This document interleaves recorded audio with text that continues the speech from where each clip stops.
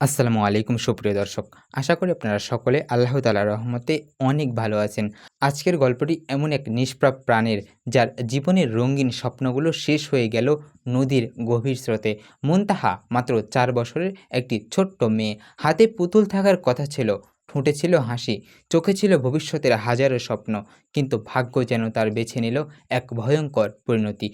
হবিগঞ্জের চুনাঘাট উপজেলার পাইকপাড়া ইউনিয়নের হলদিউড়া গ্রামে সোমবার দুপুরে বাড়ির পাশের সুতাং নদীর পাড়ে গিয়েছিল মুনতাহা, শুধু হাত ধোয়ার জন্য। কিন্তু এক মুহূর্তের অসতর্কতা, পা হড়কে যায় সেই নদীতে। মুহূর্তেই স্রোতের টান বেরিয়ে আসে সেখানে। প্রবাসী বাবা সবুজ মিয়া তখন দূরে, আর মা চোখের সামনে থেকে হারিয়ে ফেললেন তার সন্তানের উজ্জ্বল হাসি। শুরু হলো পাগল করা এক খোঁজাখুঁজি। গ্রামের অলিগলি, নদীর ধারে ধারে মাইকিং, সামাজিক যোগাযোগ মাধ্যমে খোঁজের বার্তা, সব চেষ্টা চলল, কিন্তু কোনো ফলই মিলল না। ফায়ার সার্ভিসের ডুবুরি দল টানা ২ দিন খুঁজেও পেল না এই মুনতাহাকে। প্রবল স্রোত আর সরঞ্জামের সীমাবদ্ধতা ছিল বড় বাধা।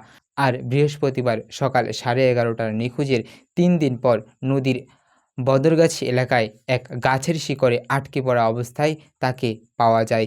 চেনা জামা, চেনা চুল, চেনা মুখ দেখে ভেঙে পড়ে স্বজনরা। "ওরে মুনতাহা, এতদিন কোথায় ছিলি রে?" বুকফাটা কান্নায় কেঁপে উঠল যেন চারপাশ। পুরো এলাকায় নেমে এলো শোকের ছায়া। কেউ চোখের পানি মুছছে, কেউ বা নির্বাক। এক বৃদ্ধার কণ্ঠে কেঁপে উঠল, "একটা মা নিজের ৪ বছরের মেয়েকে নদী থেকে তুলেছে। এই কষ্ট কোনো ভাষায় বলার মতো না।" চুনারঘাট থানার উপপরিদর্শক সালাউদ্দিন জানালেন, "এটি একটি মর্মান্তিক ঘটনা। পরিবারটি ভীষণ শোকাহত ও ভেঙে পড়েছে। এই ঘটনা আমাদের মনে করিয়ে দেয়, শিশুরা কখনোই নদী বা পুকুর পাড়ে যেন একা না যায়।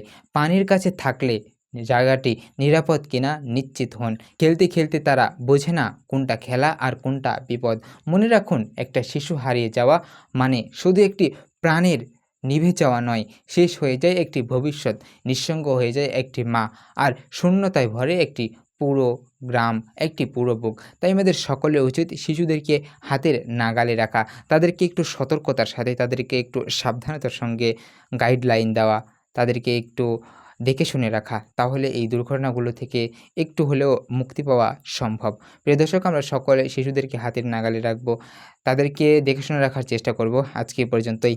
দেখা হবে আপনাদের সঙ্গে আরও একটি নতুন ভিডিওতে। ততক্ষণ পর্যন্ত সকলে ভালো এবং সুস্থ থাকবেন। আজকে এখানে বিদায় নিচ্ছি। আল্লাহ হাফেজ।